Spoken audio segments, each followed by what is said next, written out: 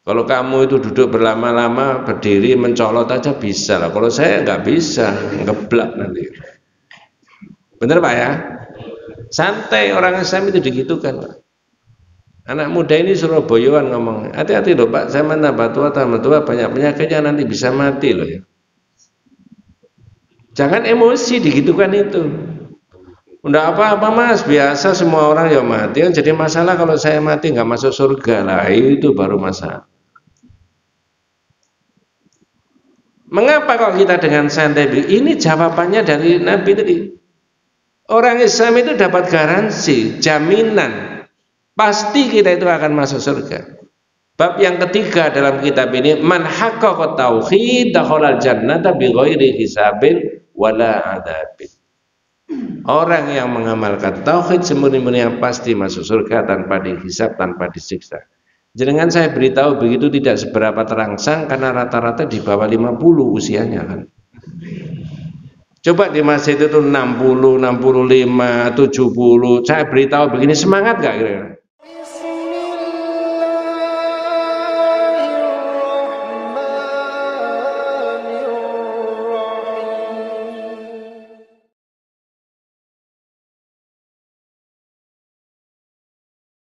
Assalamualaikum warahmatullahi wabarakatuh. Bismillahirrahmanirrahim. Innal hamdalillah nahmaduhu wa nasta'inuhu wa nastaghfiruh wa na'udzu billahi min shururi anfusina wa min sayyiati a'malina.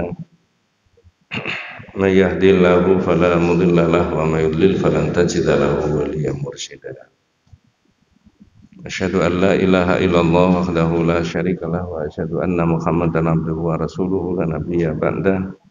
Allahumma shalli ala Muhammad wa ala ali Muhammad kama shallaita ala Ibrahim wa ala ali Ibrahim wa barik ala Muhammad wa ala ali Muhammad kama barakta ala Ibrahim wa ala ali Ibrahim fil alamin innaka Hamidum Majid. Amma ba'du. Ma'asyiral muslimin rahimani wa rahimakumullah, usikum wa nafsiya bi taqwallahi faqad faza man ittaqa. Enak yang tadi awal tadi. Enak yang awal tadi loh, dirubah ya.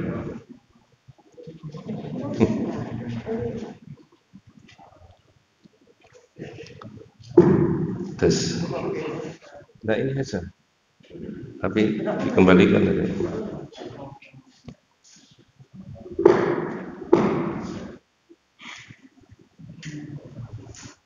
Ya, tes. Tes.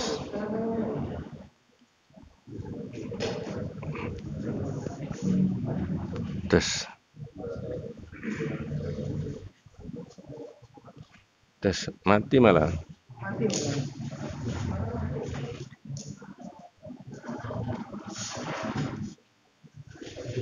Tes.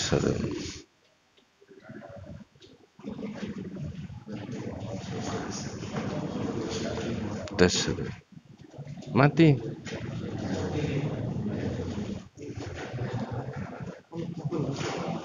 Enggak, dirubah dari sana. Ya. Tes.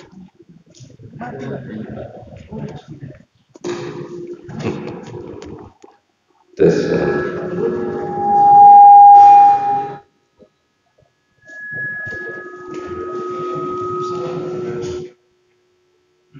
Ya.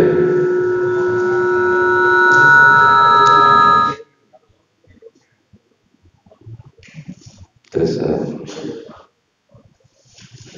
Saya akan membahas mengenai tauhid saja. Inspirasinya dari mana? Inspirasinya pertama adalah kalau kita membaca sirah an-nabawiyah, riwayat hidupnya Nabi, itu ada beberapa marhalah, ada beberapa periode. Periode yang pertama adalah marhalatul tauhid. Periode yang kedua adalah marhalatul ukhuwah. Yang ketiga adalah al-istiqdad. Dan yang keempat adalah tahqiqun nasr. Apa maksudnya? Nabi itu sukses membina umat dan masyarakat itu dimulai dengan penguatan akidah tauhid. ketika akidah tauhidnya sudah baik dan benar, kemudian Nabi menguatkan persaudaraan di antara sesama umat, sesama manusia. Jadi kalau kita itu mau sukses jadi pemimpin, maka nilai-nilai akidah yang benar itu harus dikuatkan dulu. Baru kemudian yang dikuatkan berikutnya adalah ukhuwah, persaudaraan itu. Bukan dibalik, umat dan masyarakat itu dipecah-pecah, mana yang kemudian dianggap mendukung Nabi saat itu dan mana yang tidak. Bukan itu. Baik yang mendukung Nabi sebagai orang beriman yang hijrah dari Mekah ke Yathrib atau Madinah saat itu, maupun orang-orang Yahudi yang memusuhi Nabi, itu dipersatukan. Jadi teorinya begitu. Yang ketiga, istiqdad, persiapan menghadapi orang-orang yang akan merecoki umat Islam. Baru yang terakhir adalah tahqiqun nasr, ada kemenangan yang Allah berikan. Zahirnya Nabi itu tidak akan bisa memenangkan perjuangan kalau tidak ada pertolongan dari Allah. Nah, itu perjuangannya Nabi. Ditiru oleh Muhammadiyah. Di Muqaddimah ADART itu ada prinsip bertauhid, bahwa sesungguhnya ketuhanan itu ialah hak Allah semata-mata. Ketuhanan itu adalah hak Allah. Itu tauhid. Beribadah menyembah hanya kepada Allah satu-satunya. Bahasa hadisnya itu adalah haqqullah 'alal ibad. Haknya Allah yang merupakan kewajibannya manusia. Di PHI, Pedoman Hidup Islami Warga Muhammadiyah, itu ada penjelasan setiap warga Muhammadiyah wajib menjadikan iman dan tauhid sebagai landasan gerak dan perjuangannya. 3. Di Sang Surya itu ada syahadat 2 melingkar. 4. Kemarin muktamar di Solo merumuskan tentang risalah Islam berkemajuan.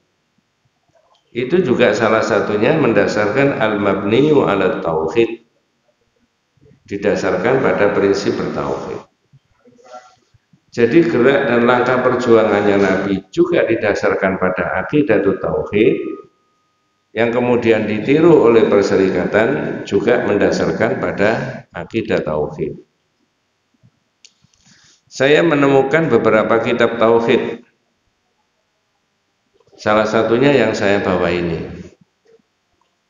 Ada Al-Qaulul Mufid, ada Fathul Majid, ada Al-Firqatun Najiyah wa Ta'ifah Al-Mansurah, ada Aqidatul Mu'min, ada Aqidatul Tohawi, ada Aqidatul Sofiyah, ada At-Tawassul wal Wasilah, dan sebagainya. Ada kira-kira 12 dan 13 kitab. Saya akan menerangkan isinya kitab ini, tetapi singkat-singkat. Kalau tidak singkat-singkat, satu judul itu sekali pertemuan. Berarti kitab ini pengalaman saya khatam di majelis taklim atau di masjid butuh waktu 5 tahun. Karena jumlah judulnya 67. Apa saja judulnya yang ada di dalam kitab? Pertama mengenai dilalah. Yang kedua fadlu tauhid wa ma yukaffiru minadz dzunub. Yang ketiga man haqqaqa tauhid dakhala jannata bighairi hisabin wala adzabin. Yang keempat al khaufu minasyirki. Yang kelima ad-du'a ila syahadati alla ilaha illallah. Yang keenam tafsirut tauhid wa syahadati alla ilaha illallah. Sampai yang terakhir 67 wa ma qadarullaha haqqa qadri. Masing-masing ada tema-tema harus dijelaskan dan bisa diimplementasikan dalam kehidupan kita sehari-hari. Pendek kata, isinya kitab ini adalah sangat operasional. Nanti panjenengan yang merasakan. Nah, sekarang saya mulai bab pertama dan bab yang kedua. Bab yang pertama itu dilalah dalil-dalil. Mengapa kau pakai dalil-dalil? Nah, di dalam salah satu usul itu ada pesan oleh Imam Dakwah. Apa pesannya? I'lam rahimakallahu annahu yajibu alaina ta'allumu arba'i masail. Al-ula al-ilmu wa huwa ma'rifatullahi wa ma'rifatu nabiyhi wa ma'rifatu dinil islami bil adillah. Ini kok ada gangguan? Ats-tsaniyah wal amalu bihi. Ats-tsalitsa ad-da'watu ilaihi. Ar-rabi'ah as-sabru 'alal adza fihi. Jadi Imam Dakwah itu memberi penjelasan berkaitan dengan masalah 3 hal yang prinsip. Ketahuilah wahai saudaraku umat Islam, wajib bagi kita itu untuk mengerti tentang 3 hal, 4 hal. Pertama, al-ilmu. Orang Islam itu harus pakai ilmu. Ilmu tentang apa? 1, ma'rifatullah, mengerti tentang Allah. Yang kedua, ma'rifatu nabiyhi, mengerti tentang nabinya. Yang ketiga, ma'rifatu dinil Islam, mengerti tentang agama Islam. Mengerti itu bil adillah, pakai dalil. Nah, maka ini pertama adalah dilalah, dalil-dalilnya tauhid. Apa saja yang dimajukan sebagai dalilnya tauhid? Pertama, ayat yang sudah kita sangat fahami, wa ma khalaqtul jinna wal insa illa liya'budun. Saya tidak terjemahkan karena sudah sangat akrab, ya. Itu menjelaskan tentang posisinya manusia sama jin. Sama-sama sebagai makhluknya Allah, tapi posisinya berbeda. Harkat dan martabatnya manusia lebih tinggi dibandingkan jin. Maka manusia tidak boleh beristi'adzah kepada jin, minta perlindungan kepada jin. Nanti di kitab ini dibahas di bab yang ke-13. Itu namanya al-isti'adzatu bil jinni. Orang beristi'adzah minta perlindungan kepada jin, padahal posisinya sama-sama disuruh menyembah Allah, tidak boleh menyembah jin. 2, yang dipakai dalil adalah walaqad ba'atsna fi kulli ummatin rasulan an ibudullaha wajtanibut taghut.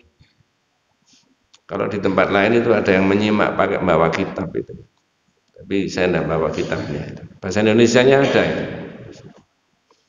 Saya ulangi, walaqad ba'atsna fi kulli ummatin rasulan an ibudullaha wajtanibut taghut, surat An-Nahl ayat 36. Adik-adik yang bawa Quran, ada terjemahannya di HP, boleh diikuti.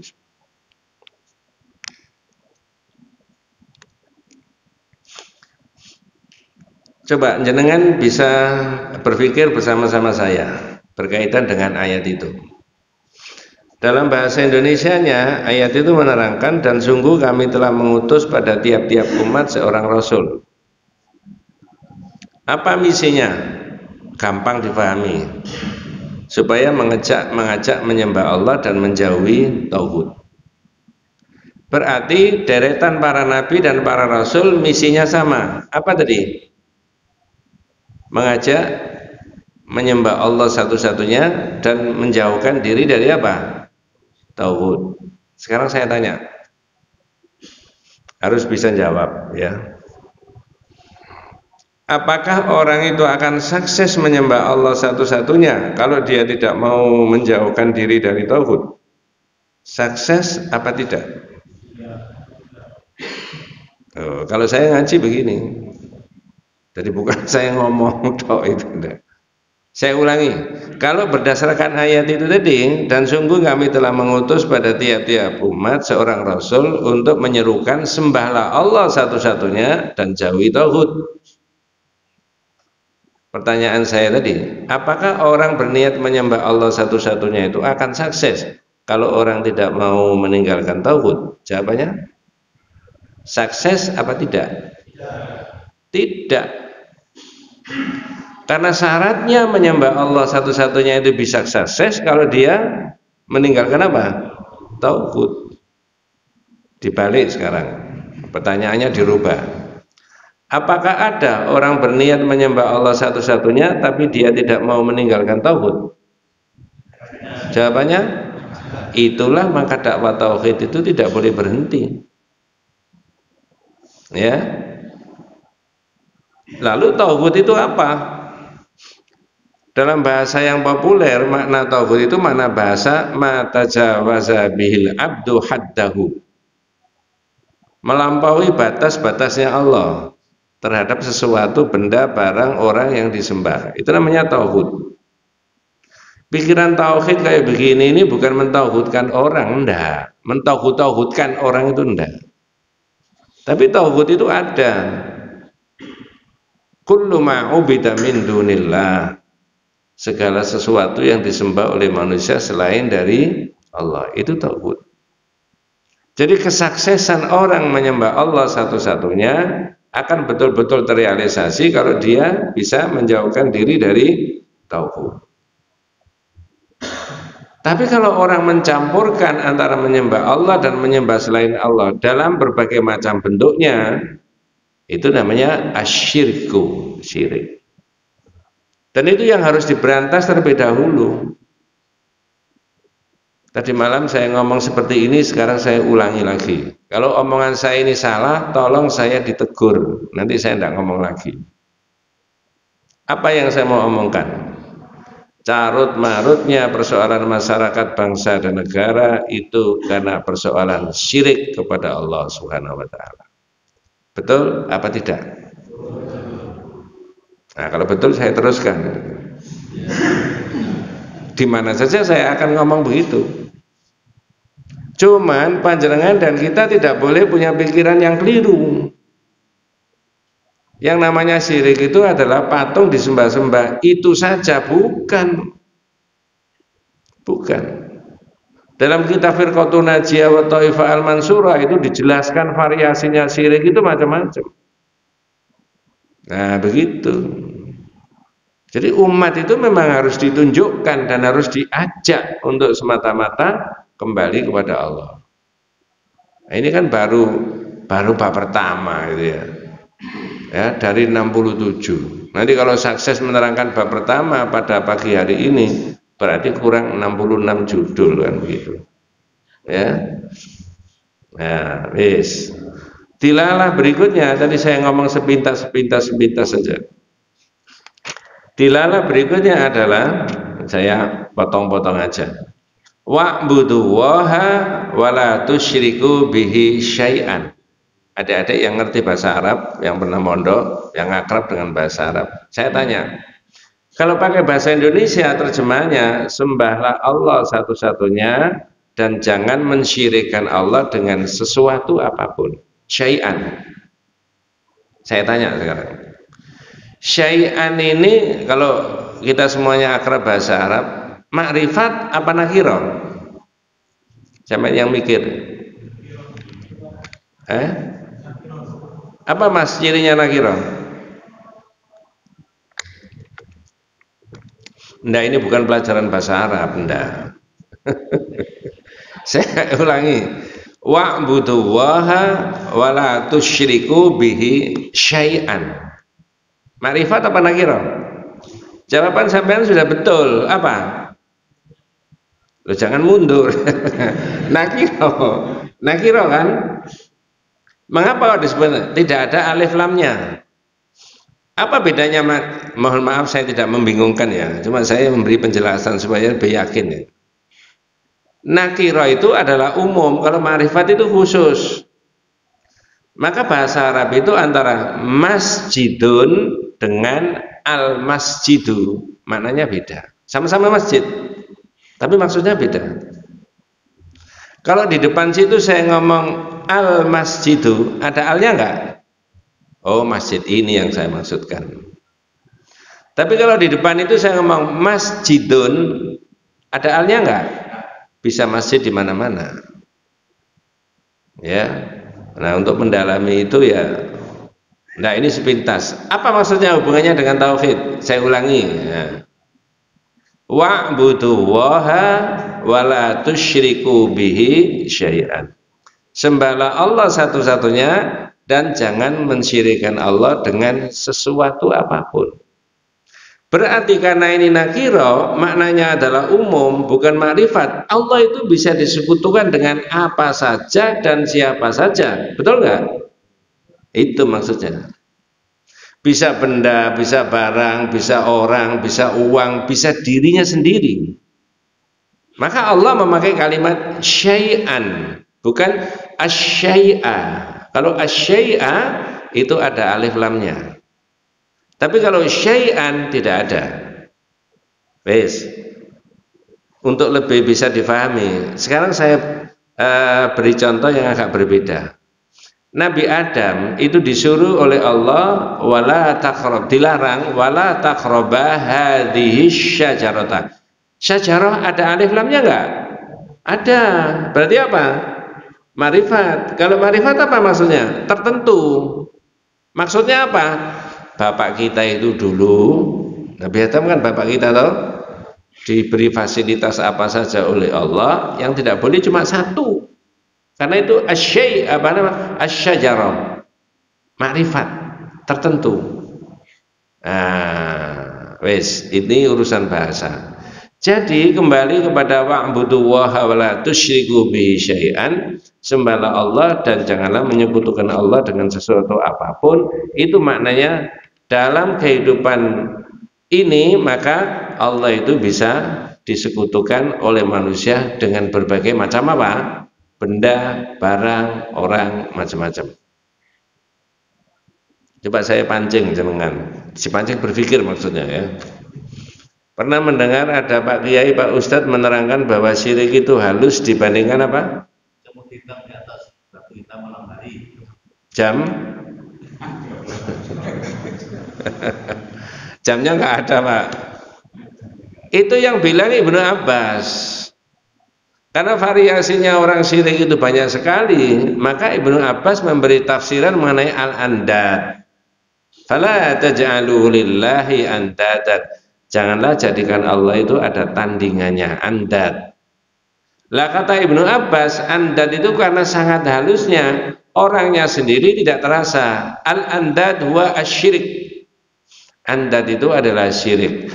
Akhfa min dabibin namal ala safai sauda'i fi dhulumatil lail.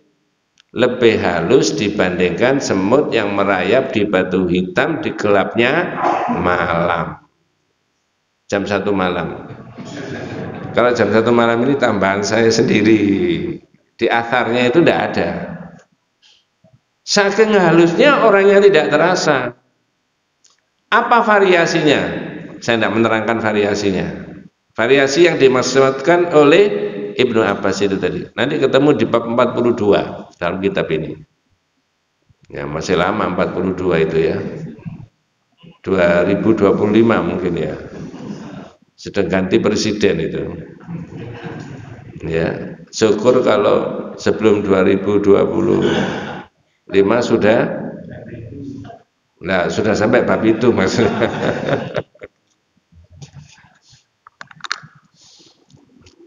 Wes, dilala berikutnya, nanti tak sambung babnya. Kalau di tempat yang lain memang rinci saya menjelaskan. Dilala berikutnya hadis sahih. Nah, jenengan juga saya ajak untuk berpikir ini. Satu ketika Nabi kita Muhammad SAW itu berjalan bersama-sama naik khimar dengan salah seorang sahabatnya yang namanya Mu'ad bin Jabal. Yang cerita Mu'ad bin Jabal. Nah, ini nanti diimplementasi hadis ini ya. Nilai tauhid, dilalanya tauhid. Kuntu radifan Nabi sallallahu alaihi wasallam ala khimarin faqala li. Ini ada banyak ilmu di dalam hadis ini, Pak. Sahabat Mu'ad bercerita, satu ketika saya bersama Rasulullah naik khimar dalam satu kendaraan. Terus Rasulullah tanya sama saya. Nah, pertanyaannya Nabi itu yang penting. Ya Mu'ad, atadri ma haqqullah 'alal ibad wa ma haqqul ibadi 'ala Allah. Mu'ad, kamu ngerti tak apa haknya Allah yang merupakan kewajibannya manusia dan apa haknya manusia yang merupakan kewajibannya Allah? Coba saya tanya, Ini adalah hak dan antara siapa dengan siapa? Allah dan manusia. Kalau haknya Allah, kewajibannya siapa? Saya ulangi, kalau haknya Allah, kewajibannya siapa? Yang mewajibkan manusia? Allah. Dibalik sekarang. Kalau haknya manusia, kewajibannya Allah. Yang mewajibkan Allah? Allah sendiri. Ini yang ditanyakan oleh sahabat Mu'ad. Atadri ma haqqu wa 'alal ibad wa ma haqqul ibadi 'ala Allah. Insya Allah setiap kitab tauhid yang ditulis oleh para ulama itu hadis ini dimasukkan dalam posisi bab yang pertama. Menurut saya inilah hadis ini merupakan pintu masuk dari semua pikiran tauhid. Saya ulangi, hadis ini merupakan pintu masuk dari semua pikiran tauhid. Saya lanjutkan hadisnya. Yang ditanyakan tadi adalah haknya Allah dan kewajibannya manusia, dibalik haknya manusia yang kewajibannya Allah. Atadri ma haqqu wa 'alal ibad wa ma haqqul ibadi 'ala Allah. Kamu tahu tak apa haknya Allah yang merupakan kewajibannya manusia? Dan apa hanya manusia yang merupakan kewajibannya Allah? Apa jawabannya sahabat Mu'ad? Allahu wa rasuluhu a'lam. Allah dan Rasulnya yang lebih. Nah, di sini ada ilmu. 1, 2, 3, 4, 5 dan tak tanya. Mengapa sahabat Mu'ad kok jawab begitu? Allahu wa rasuluhu a'lam. Allah dan Rasulnya yang lebih tahu. Berarti pertanyaan yang serius itu tadi oleh sahabat Mu'ad dikembalikan ke siapa? Rasulullah. Mengapa kok dikembalikan ke Nabi?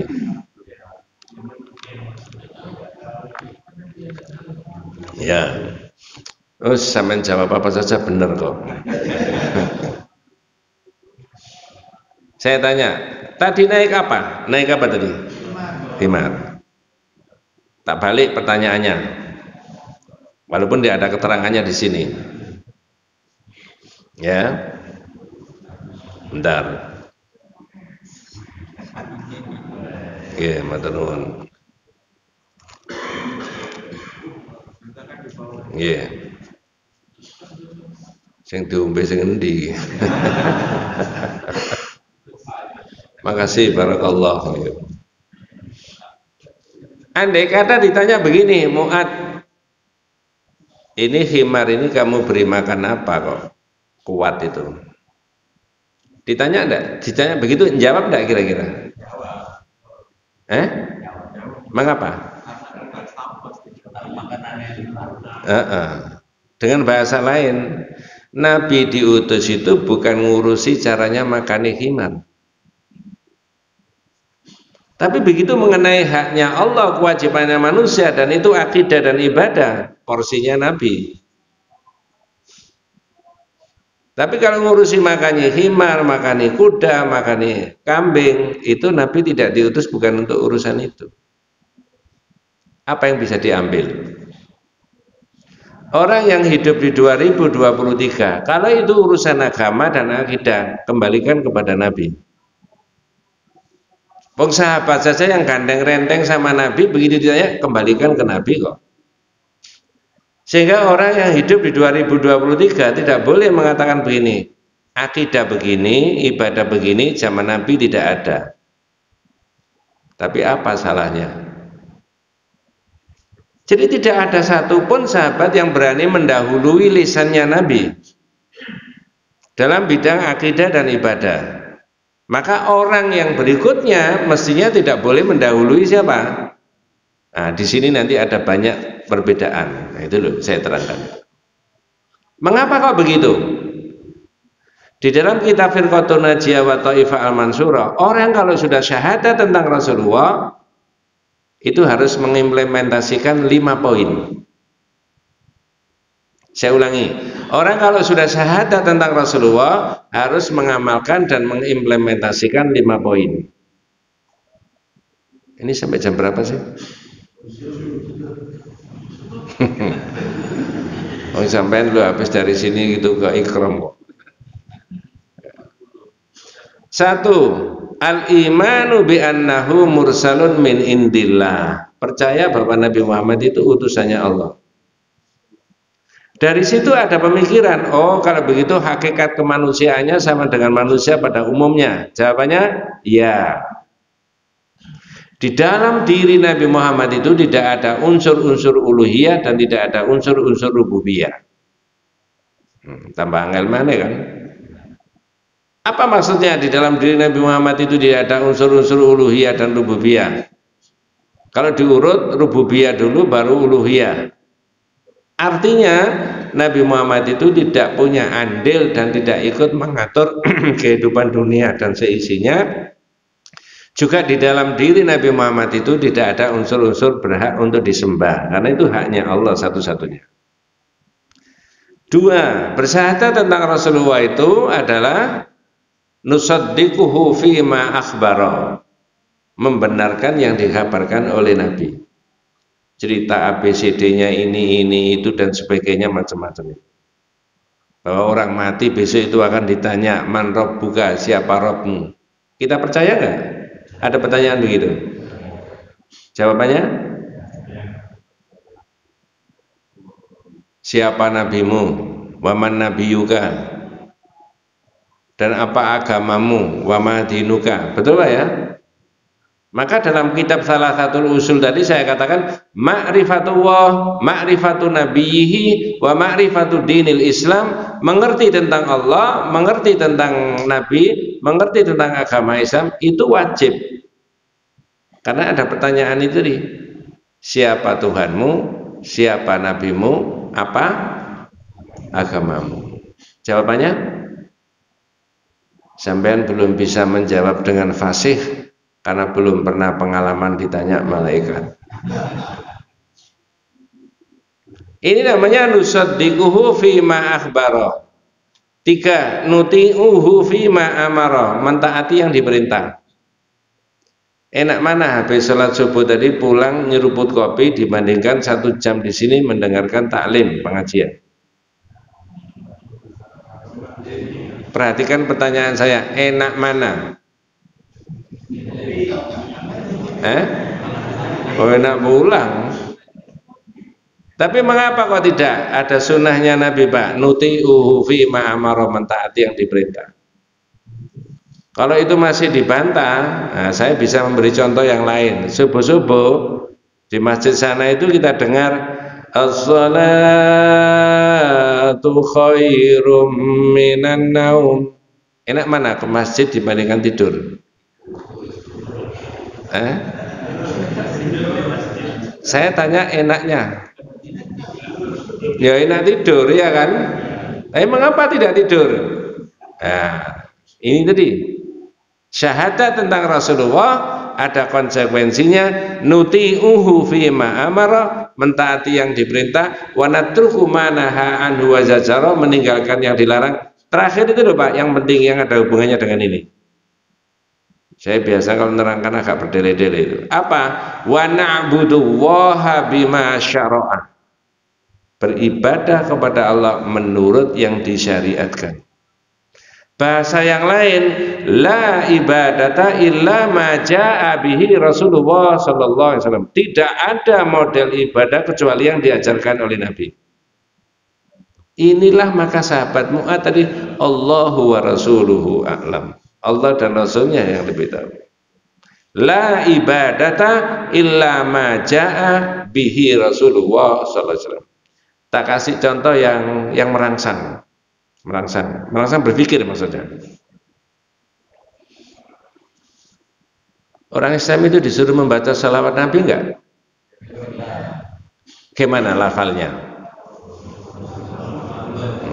Yang panjenengan sampaikan Allahumma sholli ala Muhammad berdasarkan hadis enggak? Diajarkan oleh Nabi enggak?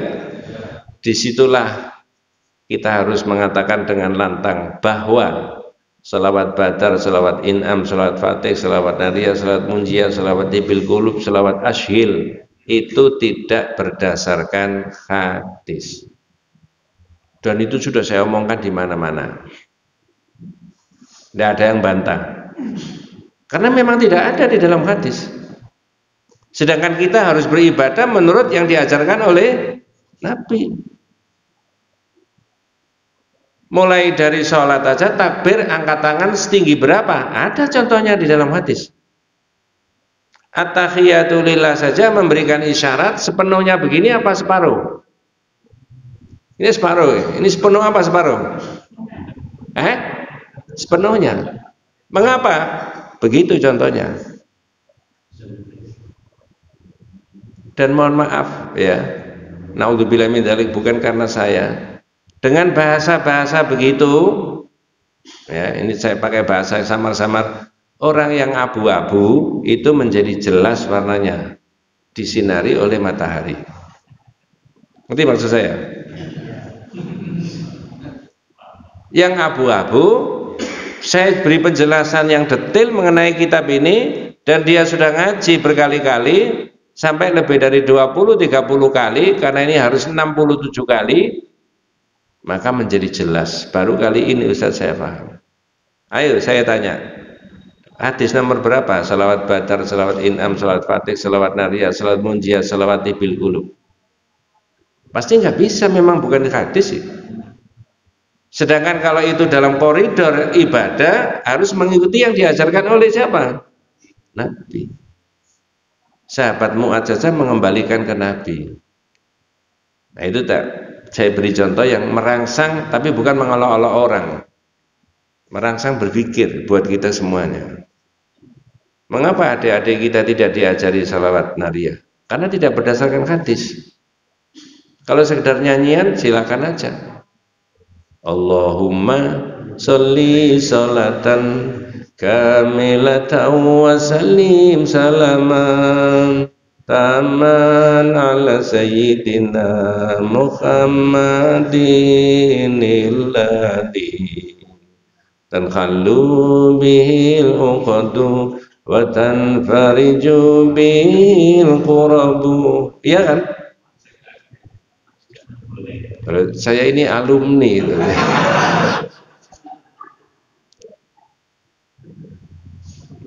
Saya beri penjelasan begitu, balik ke sini mengikuti yang diajarkan Nabi.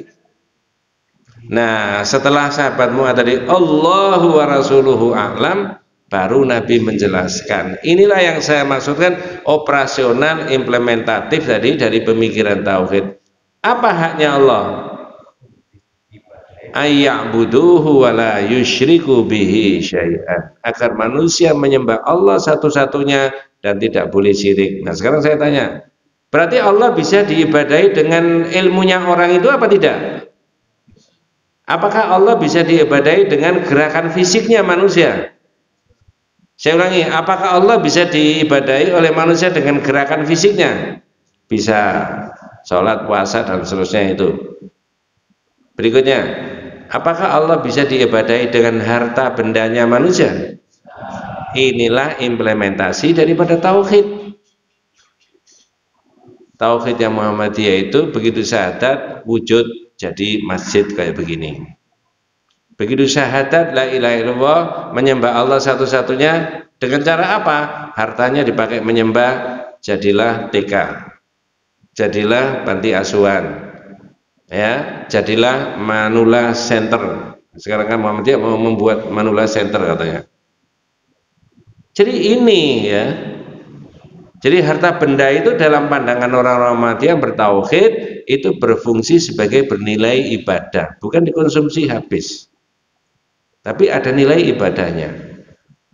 Dan Pak Saad sudah pernah berkali-kali ngomong sebelum jadi anggota pimpinan pusat, tauhidnya Muhammadiyah itu wujudnya masjid, panti asuhan, pondok pesantren, membangun ini, karena duitnya dikeluarkan untuk ibadah kepada Allah, karena itu haknya siapa tadi?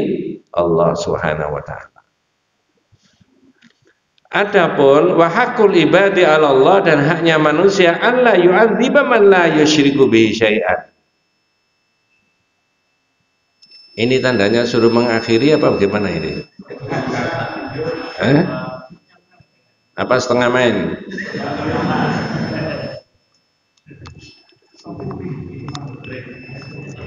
Wa haqqul ibadi 'ala Allah, dan haknya manusia yang merupakan kewajibannya Allah, alla yu'adziba man la yusyriku bihi syai'an. Agar manusia itu memperoleh haknya, bahwa manusia tidak akan disiksa oleh Allah sedikit pun. Oh Pak Ustadz, kalau begitu di akhirat kita ini akan menjadi aman bagi orang yang tidak syirik kepada Allah. Jawabannya apa? Iya. Tak kasih ilustrasi. Bapak-bapak yang rawuh di sini, ada yang usianya 70? 70? Nggak ada toh? 68? Ya, sama dengan saya 68. 68, 69. Pak Masud masih remaja. Ya. Apa maksud saya kaitannya dengan ini? Pak, kalau ada anak muda ngomong sama bapak yang sudah sepuh seperti saya, Pak, ternyata sampean sudah tua, Pak. Enggak apa-apa, Mas, semua orang itu tua. Saya bandingnya dengan sampean ya beda. Hati-hati loh Pak, kalau tambah tua nanti banyak penyakitnya loh Pak. Bener nggak omongannya anak tadi? Enggak apa-apa yang sudah pakai 60, 70 ya mesti aja dibandingkan dengan kamu yang baru 30. Kalau kamu itu duduk berlama-lama, berdiri, mencolot aja bisa lah. Kalau saya nggak bisa, ngeblak nanti. Bener Pak ya? Santai, orang Islam itu digitukan Pak. Anak muda ini Surabayaan ngomong, hati-hati loh Pak, saya tambah tua banyak penyakitnya nanti bisa mati loh ya. Jangan emosi digitukan itu. Enggak apa-apa Mas, biasa semua orang ya mati. Yang jadi masalah kalau saya mati nggak masuk surga lah, itu baru masalah. Mengapa kok kita dengan santai? Ini jawabannya dari Nabi tadi. Orang Islam itu dapat garansi, jaminan, pasti kita itu akan masuk surga. Bab yang ketiga dalam kitab ini, man haqqaqa tauhid dakhalal jannata bighairi hisabin wala adzabin. Orang yang mengamalkan tauhid semurni-murni pasti masuk surga tanpa dihisab, tanpa disiksa. Jenengan saya beritahu begitu tidak seberapa terangsang karena rata-rata di bawah 50 usianya kan. Coba di masjid itu 60, 65, 70. Saya beritahu begini, semangat gak kira-kira? Semangat. Nanti ada kabeh kan. Inilah orang Islam itu begitu, nikmat sekali hidup itu. Ya, dapat jaminan. Ini baru dilalah dalil-dalilnya tauhid seperti itu. Semakin kita mendalami makna tauhid itu, insya Allah kita semakin akan bisa mengendalikan tingkat emosi kita dan kita juga semakin produktif bekerja. Sekarang mau lanjutkan bab yang kedua, masih sanggup mendengarkan atau tidak? Nah itu masalah. Kalau tidak, wabillahi taufiq wal hidayah. Bab yang kedua itu fadlut tauhid wa ma yukaffiru minadz dzunub. Nah, dua aja kita tuntaskan dua, tapi panjang dua ini Pak ya. Keistimewaan tauhid, fadilahnya tauhid. Kalau fadilahnya tauhid dipegang oleh orang-orang yang terdidik seperti kita, orang Muhammadiyah, itu bisa maknanya beda dengan fadilahnya la ilaha illallah, mohon maaf, ditangkap oleh orang-orang yang tidak mendalami dengan baik. Oh, kalau yang kelas bawah tidak mendalami makna yang sebenarnya, fadilahnya tauhid itu dilafalkan sekian kali, bisa begini, bisa begini, bisa begini, bisa nanti sekian jam hilang, sekian jam bisa datang lagi. Tauhid tidak begitu. Kelihatannya kalimat tauhid itu la ilaha illallah itu ada di awang-awang. Tapi tidak. Bisa ditarik, diimplementasikan dalam kehidupan kita di sini sekarang. Apakah istimewaannya dan fadilahnya? Dalam kitab ini ditulis pakai surat Al-An'am ayat 82. Adik-adik minta tolong dibuka surat Al-An'am 82 supaya ada variasinya.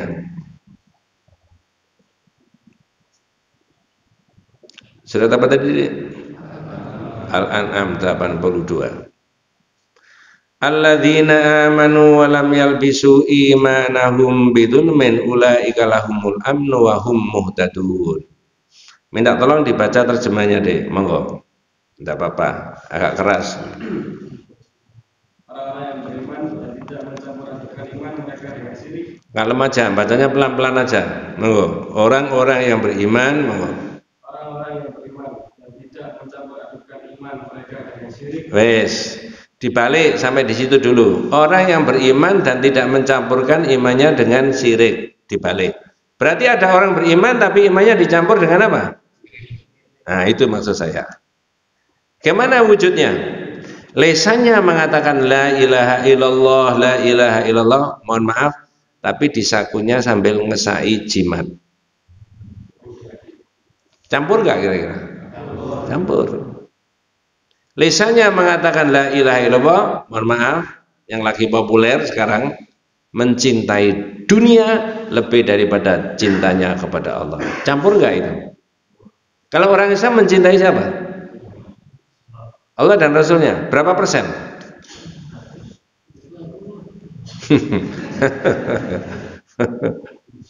Orang Islam itu kalau sudah syahadat tentang Allah dan syahadat tentang Rasulullah, wajib mencintai Allah dan Rasulullah 100%.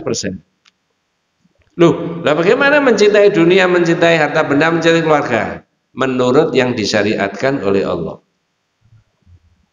Tak kasih contoh. Kalau ada perahu di atas air, bahaya apa tidak? Gak bahaya kan? Enggak.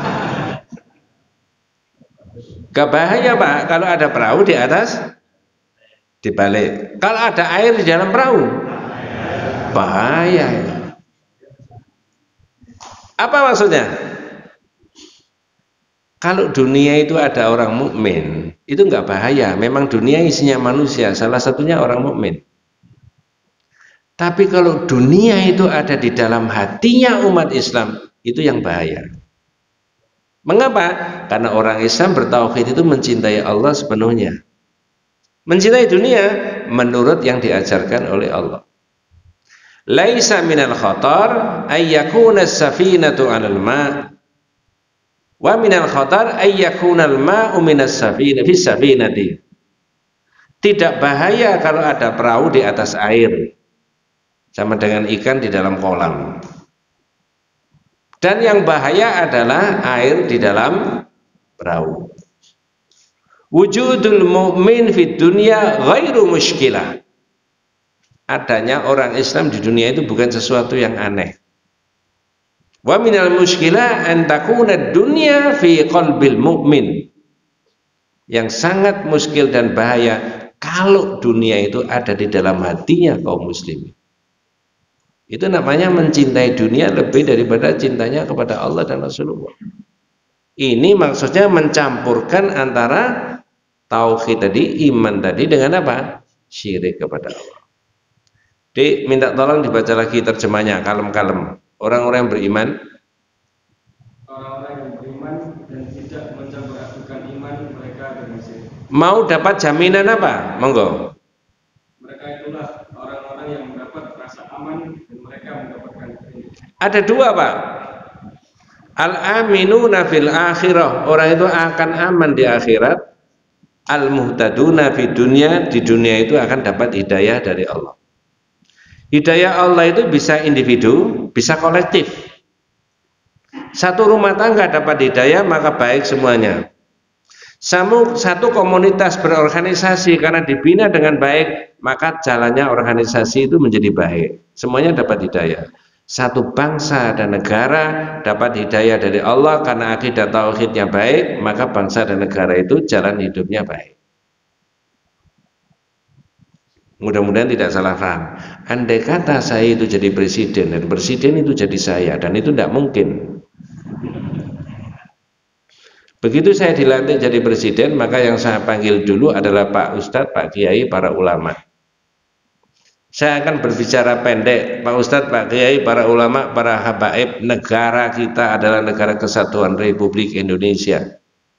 Sila pertama adalah Pancasila, itu adalah ketuhanan yang Maha Esa. Itu tauhid Pak Ustadz, Pak Kiai. Benar nggak Pak? Tolong buatkan buku tauhid yang implementatif, nanti saya perintahkan kepada Menteri Pendidikan dan Kebudayaan, Riset dan Teknologi untuk diajarkan mulai dari TK sampai perguruan tinggi. BUMN semuanya akan saya perintahkan untuk dididik dengan tauhid yang baik. Seperti yang awal tadi saya sebutkan, Nabi itu sukses membina umat karena marhalatut tauhid itu didahulukan. Periodisasi dari penguatan akidah. Tanpa itu tidak bisa. Baru kita satu poin tadi, orang beriman dan tidak mencampurkan imannya itu dengan kesyirikan, ulaika lahumul amnu wa hum muhtadun. Mereka itu aman di akhirat dan di dunia ini dapat petunjuk. Pasti akan lurus semuanya itu. Jangan dicampur antara imannya itu dengan kesyirikan. Mencampur iman dengan syirikan itu salah satunya yang paling spektakuler saya sebutkan tadi. Mencintai Allah sama dengan mencintai dunia. Mestinya apa? Mencintai Allah totalitas dan mencintai dunia menurut syariatnya siapa? Allah. Sehingga tidak banyak OTT. Apalagi OTT-nya keliru. Ya? Tidak ada. Inilah kekuatan tauhid itu di situ. Maka tauhid yang kita miliki bukan dilafalkan la ilaha illallah saja, tapi implementatif dalam berbagai event kegiatan manusia itu tadi. Mudah-mudahan tidak terlalu panjang, sampai di sini dulu. Ya, saya nggak bisa melanjutkan, jangan ada acara berikutnya. Mudah-mudahan kita semuanya diberikan rahmat barokah hidayah Allah Subhanahu wa taala. Hadanallahu wa iyyakum ajmain. Kita tutup dengan doa kafaratul majlis. Subhanakallahumma wa bihamdika asyhadu an la ilaha illa anta astaghfiruka wa atubu ilaik. Assalamualaikum warahmatullahi wabarakatuh.